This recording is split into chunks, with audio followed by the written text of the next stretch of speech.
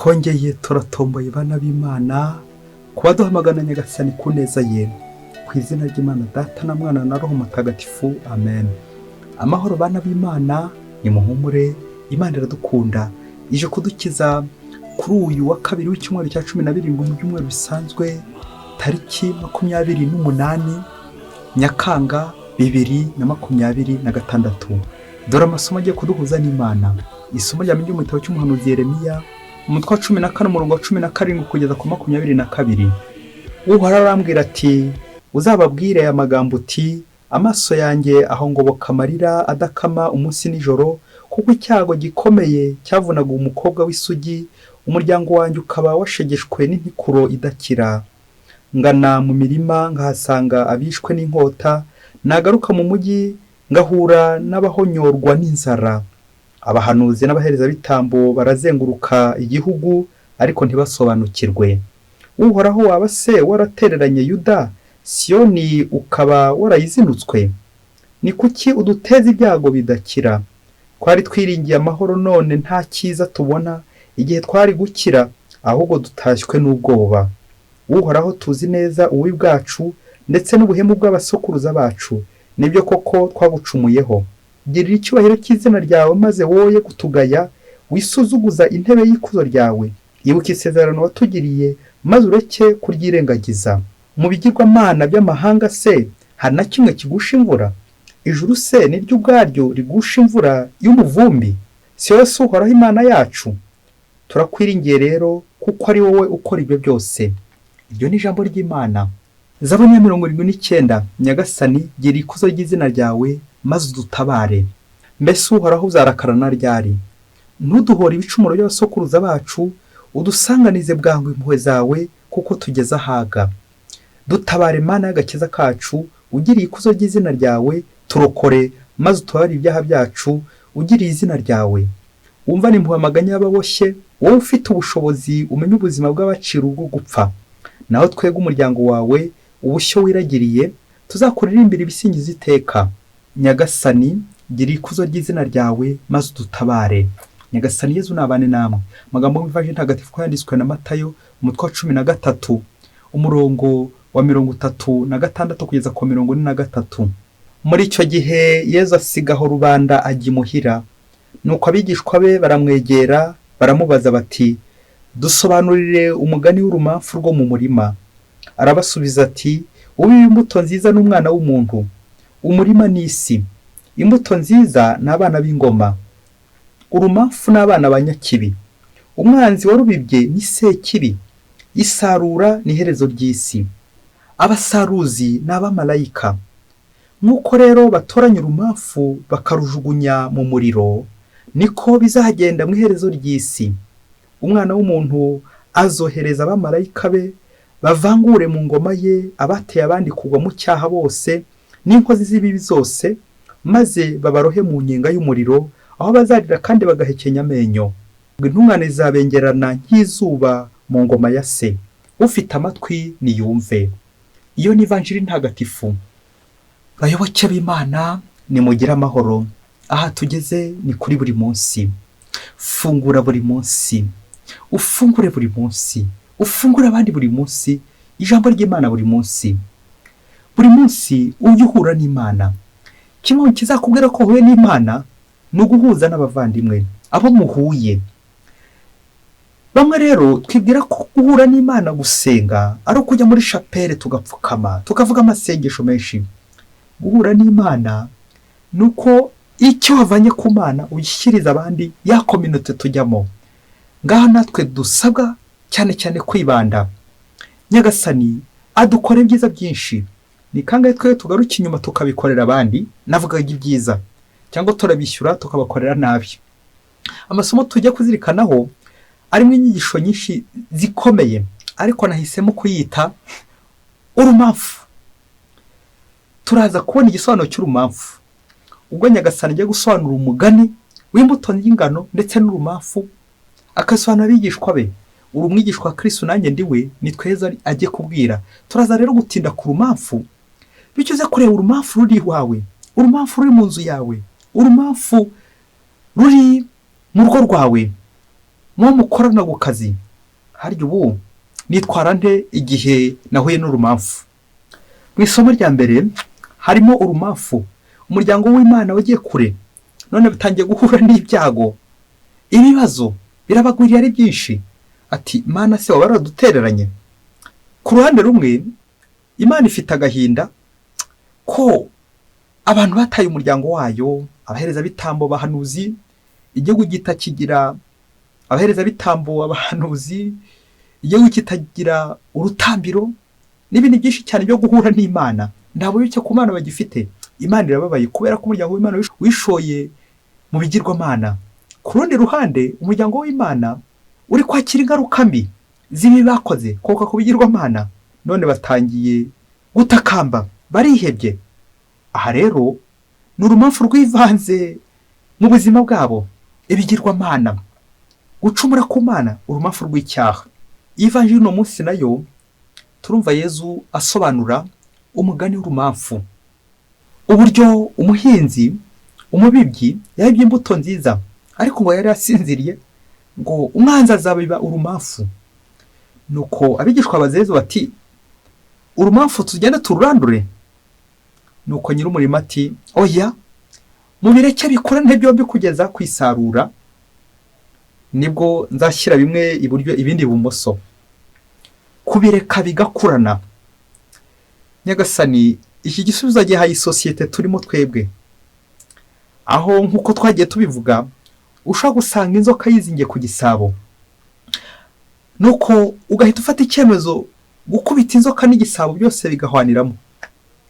Nyamara hari uburyo twahendahenda inzoka ikaza kwizingura buhoro buhoro kuri cya gisabo, ikigendera na cya gisabo kigakomeza kikabaho, byombi bikabaho. Uyu mugani uratwerekeza neza neza uburyo ikibi n'ikiza bishobora guturana, uburyo umugome n'umugiraneza bashobora guturana, kandi bigakunda kugeza hehe? Kugeza mu isarura. Umwe akajya iburyo, undi akajya ibumoso, umwe akajya mu muriro, undi akajya hehe? Mu ijuru. Twebwe abantu iyo tubonye umuntu akoze nabi bihita dufatiraho, atakoze nabi reka tumwice, reka tumugire nabi. Hari igihe twibeshye tukabona umuntu akoze neza, impressione, tukagira ngo n'umuntu mwiza, ngo wenyine nta kibi yakora. Tujya twibeshya. Isomo ry'uno munsi ry'urumamfu nuko ingano nziza n'urumamfu bishobora gukurana, nuko ikibi gishobora guturana n'ikiza. Iyo twabonye umuntu yakoze nabi tugomba kumuha andi mahirwe yo kwisubiraho, kugera ku isarura, kugera ku iherezo. Uyu mugani nitwe usobanuriwe igisobanuro cy'urumamfu mu buzima bwacu. Urumamfu rurerekeza kuri abantu tugirira nabi, abantu duhemukira. Kubera iki? Tubariza akantu gato bahemutse, twasanze bari gutwiba, twasanze bari gukora nabi, twebwe tugafatiraho, tuyihimuraho, tubakorera nabi. Yezu ati nimureke bikurane kugera hehe? Ku isarura. Urumamfu cyane rurerekeza njyewe umunyabyaha, reka mvugeho umugome udashobora kunyihanganira, kwa kundi tugambanira bagenzi bacu, tukabagira nabi, tukabahimbahimbira ibinyoma. Rimwe na rimwe bakoze nabi, ni kanganyenya nihanganira umugome. Akenshi usanga turi kuvuga abandi, ati uyu nguyu yarampemukiye, uyu nguyu ni ruharwa, uyu ni umurozi, ari kunyicira, ari kundogera. Rimwe na rimwe ugasanga turi gukekera abandi n'ibitari byo. Wifitemo urumamfu wowe, urwo rumamfu rwo gukeka, rw'ubugambanyi. Iyo ni ingano. Wowe n'umwanzi seki waje kubibamo urumamfu, imigambi uri gucura. Kubera iki? Rwa rumamfu rwaje gusagarira iyo ngano. Urumva wari umuntu mwiza, wari umukristo, ariko kubera ikibazo wahuye nacyo, kubera sosiyete urimo, hari aho bigutera gukora nabi, kwivumbura, ukivumbura ku Mana. Ati Nyagasani, ibi ko ntari kubishyikira, Nyagasani ibi ngibi ko bimbereye inshoberamahanga, enigme, ndakora iki? Ndabigenza nde? Yezu adusobanura umugani w'urumamfu, ariko kwifuza gutubwira nanone ko hari ibyo tutagira icyo tubikoraho kubera ubushobozi bwacu buke, kubera imbaraga nke zacu. Uyu ararwaye, uyu arananiwe, uyu ari mu kaga. ngeze ahantu ibibazo bindemereye ko hari icyo ntashobora kubikoraho, ko nategereza Imana yonyine akaba itanga igisubizo. Hari ahantu mfite uburwayi bwambereye umusaraba budakira, ko hari aho bigeranya agasana akaba ari we ufata icyemezo ati mubireke bikorane byombi, kuko hari icyo utashobora kubikoraho. Waragerageje uragerageza, hari icyo utashobora kubikoraho. Urumamfu rurerekeza ku bintu byose bitugwirira tutari tubyiteze, ariko ukabona neza neza ubuzima buhindutse kuri rimwe, ibintu utari witeze bikaza bigutunguye nabi. Uyu mubibyi arerekeza ku Mana, cya gihe aba akwizeye yajya kubona ukabona uramutunguye, ukoze ibidakorwa, ukoze amahano, kandi arakwizeye, uruwihaye Imana, arakwizeye uri wa mukristo wundi w'indani, ukajya gukora ikintu kitigeze kibaho amahano, ngo ntacyo umuntu atakora. Ese wagize ngo Imana nizigi twihanganira? Imana iramutse yishuye ibintu byose tuyikorera, rwa rumamfu tugenda dukubita mu murima wayo mu ngano nziza, aho twakongera kugenda ntitwakongera kujya habona. Ndakubwiza ukuri, akantu gaca karongo mubyeyi we, uburyo nyagasana twihanganira kugeza ku ndunduru urimo nanjye ndimo. Mubyeyi, iyi nkuru uyumvana ubushishozi, wongera utekereze nawe uko ubayeho muri sosiyete. Niba utari urumamfu, uri ingano nziza cyangwa uri urumamfu, fata agatambaro kawe, hari igihe cyaza kugera ukarira ukaba kwihanagura, kuko urumamfu ni rubi wa mubyeyi we. Urumamfu ngo umunsi umwe hirya kure cyane mu gihugu kimwe, ngo abakobwa babiri bakoranaga mu ruganda rumwe rwari rukize kandi rwabahembaga amafaranga menshi cyane, bakitunga bagatunga n'iwabo, mbese bakagira uburyo bagira imibereho myiza yabo ikazamuka kubera rwa ruganda. Abakobwa umwe yitwaga Chantal, undi yitwaga Maria, mbese ni nka Marie Chantal, bakoranaga bakundana ari inshuti magara. Igihe kiza kugera bya bindi by'uko ntagahora gahanze, kandi ngo nyakiwe ntarabushyitsi, kandi ngo hanyere ndihuma. Igihe kiza kugera bari mu kazi, ngo Chantal aza kurabukwa, Maria asinziriye mu gihe cy'akazi. Ati aha, ndamubonye. Ngo ajya kwegura telefone ye kugira ngo afate ifoto, abone uburyo azamushinja ubundi bamwirukane, kuko ari gusinzira mu kazi nk'umunebwe uvunishije mugenzi we. Chantal ababatuye telefone, aba aramufotoye asinziriye. Ati nanjye reka mutange. Aho yahereye yidegembya ngo ari guhembwa, ndebe ukuntu bamwirukana. Nuko ya foto ahita agira ate, ayohereza manager, ayohereza ibukuru, ati murebe ukuntu ari kumvunisha, ukuntu asinziriye, ukuntu atari gukora akazi. Aba arayohereje. Mu kanya gato ibukuru babahamagaye wa Maria. Ati Maria. Koko Maria aba aritabye. Ageze ku buyobozi, ati akiri ino baruwa yo kugusezera ku kazi. Ati se cyagenze bite? Aratungurwa neza, ati urumamfu bite n'urumamfu. Maria amaze gutungurwa n'urwo rumamfu ahuye narwo, ati koko bigenze bite koko? Ati hari uwagufotoye ifoto usinziriye, wataye akazi, utari mu kazi, wasinziriye kubera ubunebwe bwawe, none rero taha. Maria yibaza ibimubayeho, koko uburyo yasinziriye none hakari wamugambaniye aramutanze. Bishoboke ko yagiye akabiganiriza yanshutiye Chantal, ati dore baranyirukanye kubera uwamfashe ifoto. Ngo nuko Chantal nkoramubwira ati nuko bigenda nyine, abagome ba umunsi nuko byagenze nyine, ubyihanganira ubyakire. Maria ngo amaze kugenda, akazi arakabuza, umugati arawubuze. Nuko Chantal aguma mu kazi, akomeza arakora yishimye, ati ndamutanze, ntiyongeye kunkirana, ngiye gukira mu rushe. Kandi kamwanya Chantal agiye kumva, yumva baramuhamagara ati ngwino, nawe agiye bukuru. Nuko ageze bukuru arabwira ati ko twatanze itegeko ko nta muntu ugomba gukora kuri telefone mu gihe cy'akazi, wowe telefone wafatisha iriya foto wayikuye hehe? Ko twakubonaga ariho watanze mugenzi wawe. Bya bindi by'uko kiyabo kagihomugarura, kandi ngo urucira mu kaso rugatwara nyoko. Nuko Chantal baramufasha bati wowe ukoresha telefone mu gihe cy'akazi ubitewe n'iki? Ako kanya bahita baramufata, bamuha ibaruwa imwohereza ati genda utahe, kuko warenze ku mategeko y'uruganda, ugakoresha telefone mu gihe gitemewe, ukohereza n'amafoto ugatanga na mugenzi wawe. Ubwo se niho ugombaga gukangura mugenzi wawe ukongera ukamukangura ukamubwira uti dore akazi, wisinzira ukamuheka. None wowe washimishwa no guhita umutanga by'ako kanya, kurega mugenzi wawe, kumwihimuraho kandi uri mu mafuti. Nuko Chantal abazwa n'uburyo bwose atakanguye mugenzi we, aho agashimishwa no guhita amutanga ibukuru ngo bamugirire nabi bamwirukane. Chantal nawe abatashya cyo abura akazi atyo. Ndabizi uri gutekereza uburyo Mariya bazamugarura, kubera ko ikosa rya Mariya n'ikosa rya Chantal bijya gutandukana. Kumwe nyine yagize intege nke mu kazi arasinzira, ariko undi we yari yabigambiriye, kubera ko n'ibintu yapanze ati reka nanjye mwirukanishe, we yari yabigambiriye, abikoze ari maso. Bayoboke b'Imana, Yezu Kristo akuzwe. Reka dusoreze ku bintu bitatu, aho naza gutekereza ngo harya urumafi wanjye mwirukana nte. Icya mbere ni uruganda rwa patro rurimo Chantal ndetse na Mariya, aho bahamagariwe gukorana. Iyo Chantal akiza gukorana na Mariya neza, bari kuramba ku kazi. None ahemukiye mugenzi we, nawe arihemukiye. Ngurwo urumafu, ubugambanyi, kugira nabi mugenzi wawe. Aho kugira ngo umufashe, wowe uramufata.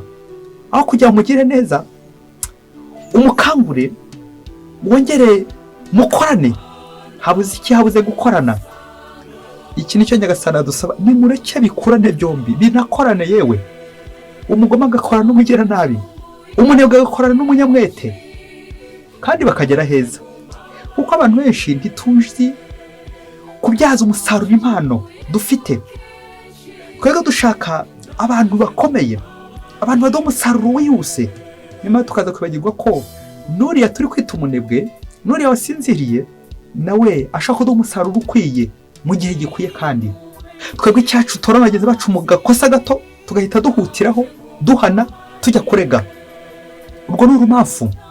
Icya kabiri, reka tuzirikane ku rumafu. Wa muntu muturanye ushobora kugera nabi, wa muntu uhora kugambanira, urwo ni urumafu. Ya nshuti yawe wibwira ko ari inshuti yawe, nyamara iri kugenda ikurira imbere iguhekenyera amenyo, urwo ni urumafu. Wa muntu aho kugira inama ahubwo agenda gutaranga, urwo ni urumafu. Uze kwisuzuma urumafu muri wowe: kurega abandi, kugira abandi nabi, guhemukira abandi, kugambanira abandi. Ubuzima bwawe ukaba ari ubwo kugenda utega abandi imitego, urwo ni urumafu ruri iwawe. Uwo mugani w'iki gisobanuro cy'urumafu uri kumva ukuntu ubera abandi urumafu, ukuntu se cyashaka kugukoresha abandi basinzira, ukagenda ubatega, ugacunga abandi bagize imbaraga nkeya, ukagenda utega abandi, nawe ubereye abandi urumafu. Icya gatatu ngiye gusorezaho, nawe kiraza gukureba neza n'umuntu.